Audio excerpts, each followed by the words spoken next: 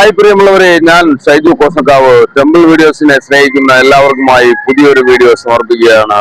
ഇന്ന് ഞാൻ എത്തിയിരിക്കുന്നത് ഉത്സവം നടക്കുന്ന ഒരു ക്ഷേത്രമാണ് എന്റെ തൊട്ടുപിറകിലായി കാണുന്നത്.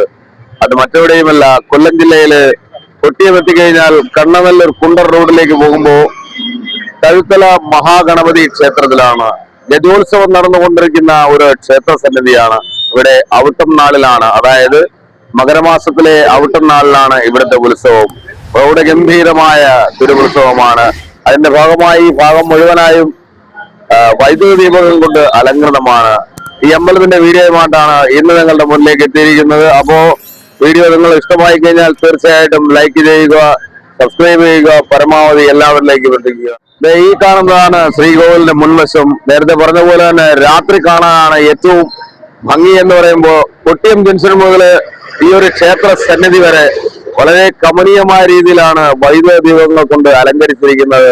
അതിവിടെ വന്നാൽ മാത്രമേ കാണുവാൻ സാധിക്കുകയുള്ളൂ. ഇതാണ് തഴുത്തല മഹാഗണപതി ക്ഷേത്രം. തെരുവുത്സവം കൊടിയേറി നിൽക്കുന്ന ക്ഷേത്ര സന്നിധിയിൽ ഇന്നു മുതൽ തിരക്കിന്റെ മുകളിൽ തിരക്കാണ്. നാടിന്റെ നാനാഭാഗത്തു നിന്നുള്ള ഭക്തജനങ്ങളാണ് ഇവിടേക്ക് ഒഴുകിയെത്തുന്നത്.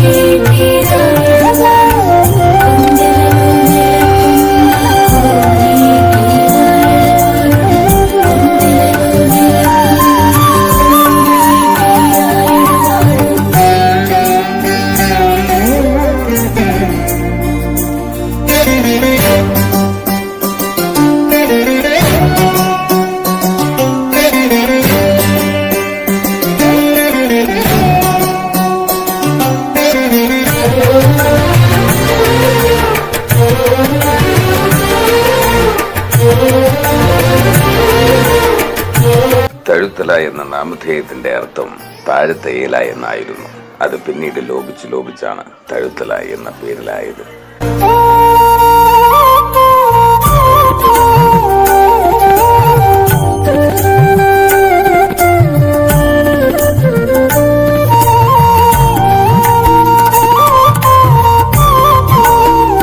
എല്ലാ വർഷവും ഈ ക്ഷേത്രത്തിൽ ആദ്യം ഉത്സവം തുടങ്ങുന്നതിന് മുമ്പ് മുഖത്തല മുരാരിയുടെ മണ്ണിൽ നിന്നും ആരംഭിക്കുന്ന തങ്കയങ്കി ഘോഷയാത്രയാണ് ഒരു നാട് മുഴുവനായും ഇരു ദേശങ്ങൾ തമ്മിലുള്ള ബന്ധം ഊട്ടി ഉറപ്പിച്ചുകൊണ്ടുള്ള അതിമനോഹരവും ദൃശ്യവിസ്മയവുമാർന്ന തങ്കയങ്കി ഘോഷയാത്ര മുഖത്തല ക്ഷേത്ര സന്നിധിയിൽ നിന്നും ആരംഭിച്ച് നിരവധിയായ ക്ഷേത്രങ്ങൾ പിന്നിട്ട് ഭഗവാന്റെ തിരുസന്നിധിയിലേക്ക് നടന്നെടുക്കുന്ന ആ ഘോഷയാത്രയെ കാണാൻ ഒട്ടനവധിയായ ഭക്തജനങ്ങളാണ് വഴിയരികിലും മറ്റുമായി കാത്തു നിൽക്കാറുള്ളത്.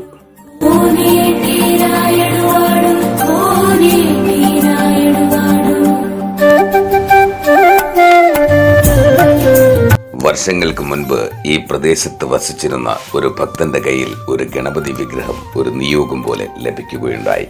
ആ ഭക്തൻ ആ ഗണപതി വിഗ്രഹം തൊട്ടടുത്ത് കണ്ട അരയാലിൻ ചുവട്ടിൽ പ്രതിഷ്ഠിച്ചു.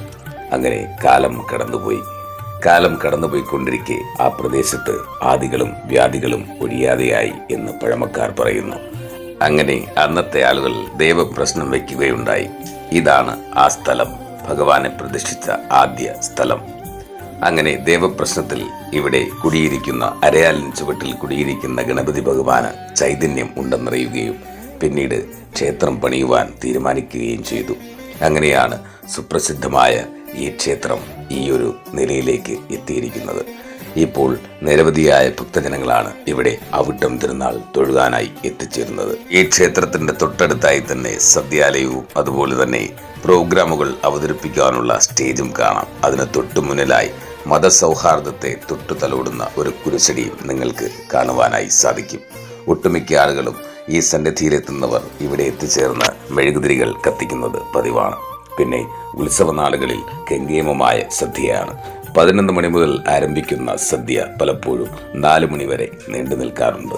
ഏകദേശം 3000-ലധികം ഭക്തജനങ്ങളാണ് തഴുത്തല മഹാഗണപതി ക്ഷേത്രത്തിലെ ഉത്സവ നാളുകളിൽ നടത്തപ്പെടുന്ന അന്നദാന വഴിപാടിൽ പങ്കെടുക്കുവാനായി ഇവിടെ എത്തിച്ചേരുന്നത്.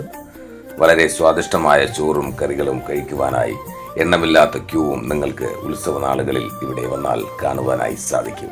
ഈ വീഡിയോ നിങ്ങൾക്ക് ഇഷ്ടമാകുമെന്ന് വിശ്വസിക്കുന്നു. മറ്റൊരു പ്രത്യേകത കൂടി ഈ ക്ഷേത്രത്തിനുണ്ട്. തൊട്ടടുത്തായി സത്യാലയത്തിൻ്റെ അടുത്തായി തന്നെ ഒരു കുരിശടിയും നിങ്ങൾക്ക് കാണാൻ സാധിക്കും. ഇവിടെ എത്തിച്ചേരുന്ന ഭക്തജനങ്ങൾ ഈ കുരിശടിയിൽ മെഴുകുതിരി കത്തിച്ച് ഭഗവാന് നാളികേരം മുടയ്ക്കുന്നതും പതിവാണ്. ഈ ക്ഷേത്രത്തിൻ്റെ വീഡിയോ നിങ്ങൾക്ക് ഇഷ്ടമായെങ്കിൽ തീർച്ചയായിട്ടും എന്നെ സപ്പോർട്ട് ചെയ്യുക. പരമാവധി എല്ലാവരിലേക്കും എത്തിക്കുക. ലൈക്ക് ചെയ്യുക, ഷെയർ ചെയ്യുക. അടുത്ത ക്ഷേത്രത്തിൻ്റെ വീഡിയോയിൽ കാണും വരെ നിങ്ങൾക്കേവർക്കും നന്ദി, നമസ്കാരം.